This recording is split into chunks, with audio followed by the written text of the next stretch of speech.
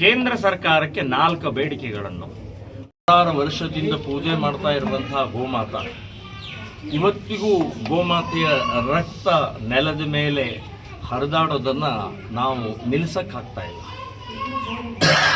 ಅದಕ್ಕೆ ಕೇಂದ್ರ ಸರ್ಕಾರಕ್ಕೆ ಒಂದು ಗಡುವು ಕೊಟ್ಟು 4 ಬೇಡಿಕೆಗಳನ್ನಿಟ್ಟು ಇವತ್ತು ಬಹಳ ದೊಡ್ಡ ಪ್ರಮಾಣದಲ್ಲಿ ಹೋರಾಟ ಪ್ರಾರಂಭ ಆಗಿದೆ. ನಾಳೆ ಗೋ ಅಭಿಯಾನದ ಮೊದಲನೇ ಹಂತದಲ್ಲಿ ಇದು ಪ್ರಾರಂಭ ಆಗುತ್ತೆ.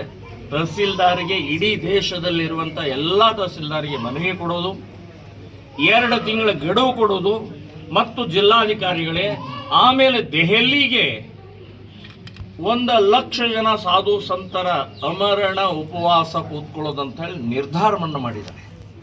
ಸೊ ಕೇಂದ್ರ ಸರ್ಕಾರಕ್ಕೆ 4 ಬೇಡಿಕೆಗಳನ್ನು, 1, ಗೋಮಾತಾ ರಾಷ್ಟ್ರೀಯ ಪ್ರಾಣಿಯಾಗಿ ಘೋಷಣೆ ಮಾಡಬೇಕು, ಗೋಮಾಂಸ ರಫ್ತಾಗೋದನ್ನು ರದ್ದು ಮಾಡಬೇಕು, ಗೋ ಹತ್ಯಾ ನಿಷೇಧ ಕಾನೂನು ಕೇಂದ್ರದಿಂದನೇ ಮಾಡಬೇಕು ಮತ್ತು 4ನೇದು ಗೋಮಾಳಗಳನ್ನು ಅತಿಕ್ರಮಣ ಆದಂತಹ ಗೋಮಾಳಗಳನ್ನು ತೆರವುಗೊಳಿಸಿ ಗೋವಿಗೋಸ್ಕರ ಉಳಿಸಬೇಕು ಅನ್ನುವಂಥ 4 ಬೇಡಿಕೆಯೊಂದಿಗೆ ಏನು ಮಾಡಿದೆ.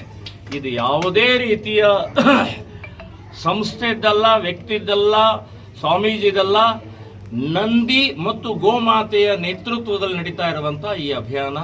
ಸೊ ಎಲ್ಲ ಹಿಂದೂಗಳು, ಎಲ್ಲ ಗೋಭಕ್ತರು ಭಾಗವಹಿಸಬೇಕು ಅಂತನ್ನುವಂಥದ್ದು ಈ ಸಂದರ್ಭದಲ್ಲಿ. ಕೊನೆಯದಾಗಿ ಇತ್ತೀಚೆಗೆ